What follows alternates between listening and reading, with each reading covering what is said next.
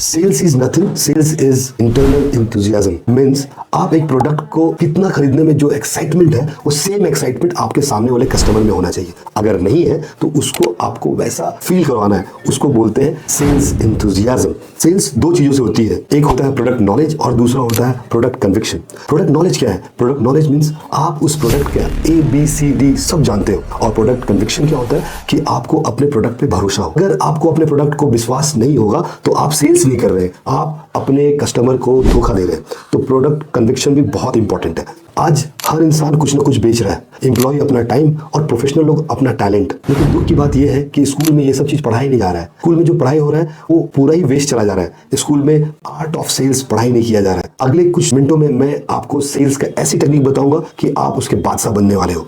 तो अपना दिल थाम के बैठिए और पूरे वीडियो को देखिए। अब आपको मैं बताऊंगा वो 5 रहस्यमय टेक्निक्स जो आपको सेल्स को डबल नहीं, ट्रिपल नहीं, 10x करने वाली है। फर्स्ट टेक्निक्स, कस्टमर को क्या चाहिए? गलती कहाँ होती है? गलती होती है कि हम अपना प्रोडक्ट बेच रहे हैं, लेकिन करना क्या है, हमें कस्टमर का पहले जरूरत समझना है। आइए मैं आपको एग्जांपल से समझाता हूँ। एक लेडी ने एक तोते को खरीदा दुकान में जाके, और वो तोता बाई चांस बोल ही नहीं पा रहा था।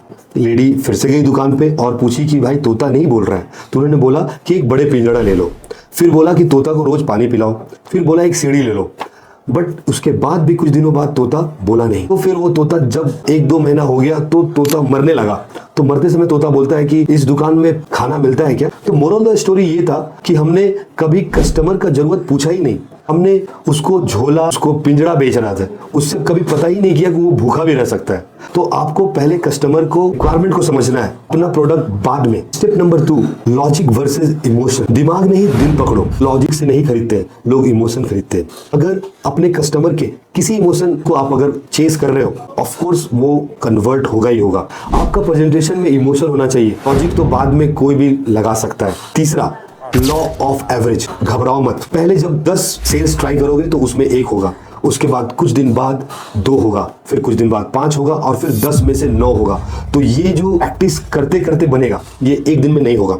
तो घबराना नहीं है और ये टेक्निक हमेशा करना है। अब आपको मैं 4th बताता हूँ। Rejection is a part of your job. ना सुनने का आदत डाल लो। ना का मतलब आप नेक्स्ट स्टेप को जाना है। ना जिस दरवाजे पे हो गई तो नेक्स्ट दरवाजा पे जाना है, लेकिन ना आपके प्रोडक्ट को बोला है, आपको नहीं बोला है।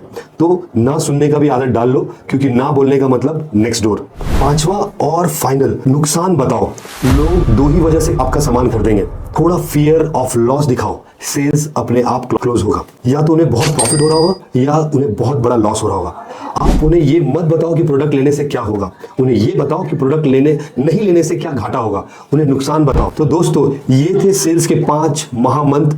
इनमें से सबसे अच्छी बात कौन सी लगी प्लीज हमें कमेंट करें, और सेल्स के बारे में और भी ज्यादा जानकारी चाहिए तो हमें फॉलो करें, सब्सक्राइब करें। हम टाइम टू टाइम ऐसे वीडियोस लाते रहेंगे और आपके सेल्स को और आगे बढ़ाते रहेंगे। हमारे डिस्क्रिप्शन में इंस्टा ID दी हुई है। अगर किसी पर्सनल इंस्ट्रक्शन चाहिए तो आप हमें DM करें, हम डायरेक्ट आपसे कॉन्टेक्ट करेंगे।